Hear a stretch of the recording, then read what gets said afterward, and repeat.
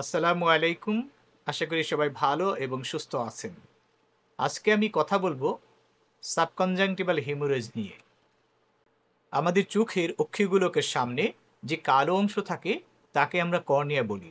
আর কর্নিয়ার পাশে যে সাদা অংশ থাকে তার কভারিং অর্থাৎ আবরণটি হচ্ছে কনজাংটিভা।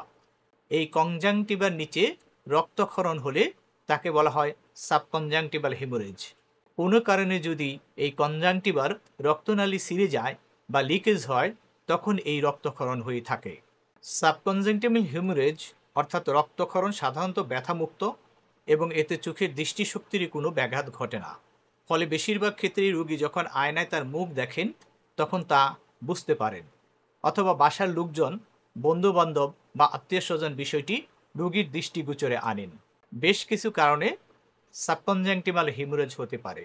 এর মধ্যে হাঁচি, কাশি, জোরে নাক ঝাড়া কিংবা হেভি ওয়েট লিফটিং অর্থাৎ ভারী কিছু তোলা অন্যতম। চোখ, মাথা কিংবা কপালে আঘাত পেলেও সাবকনজাংটিভাল হেমোরেজ হতে পারে। যাদের ডায়াবেটিস কিংবা উচ্চ রক্তচাপ থাকে তাদের ক্ষেত্রেও সাবকনজাংটিভাল হেমোরেজ হওয়ার সম্ভাবনা প্রচুর। আবার কিছু ঔষধ যেগুলো রক্তকে পাতলা করে, যেমন ক্লোপিড জাতীয় ঔষধ, কিছু ব্যথানাশক ঔষধ যেমন অ্যাসপিরিন ইত্যাদি।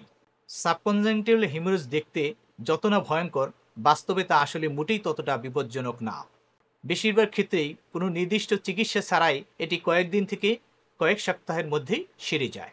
কিছু ক্ষেত্রে চোখে লুব্রিকেটিং আই ড্রপস ব্যবহার করার প্রয়োজন হতে পারে যাতে চোখের ইরিটেশন কমে যায়। চোখে চুলকানি থাকলে রোগীকে অ্যান্টি অ্যালার্জিক আই ড্রপস দেওয়া যেতে পারে। রোগীকে আশ্বস্ত করাটাই এক্ষেত্রে অত্যন্ত জরুরি। সাবকনজাংটিভাল হেমোরেজ যখন 180 ডিগ্রি অর্থাৎ সমগ্র চোখে ছড়িয়ে পড়ে, চোখ ফুলে যায় এবং চোখে ব্যথা শুরু হয়, তখন অবশ্যই দ্রুত চোখের চিকিৎসকের পরামর্শ নেওয়া জরুরি। সাবকনজাংটিভাল হেমোরেজ হলে কোনোভাবে চোখ চুলকানো যাবে না, ভারী কাজ করা থেকে বিরত থাকতে হবে। ভিডিওটি ভালো লাগলে লাইক দিন, বন্ধুদের সাথে শেয়ার করুন এবং সাবস্ক্রাইব করতে ভুলবেন না, যাতে পরবর্তীতে সহজেই এই ভিডিওগুলো আপনি দেখতে পারেন। আবারও ধন্যবাদ। আল্লাহ সবাইকে ভালো রাখুন, সুস্থ রাখুন। আল্লাহ হাফিজ।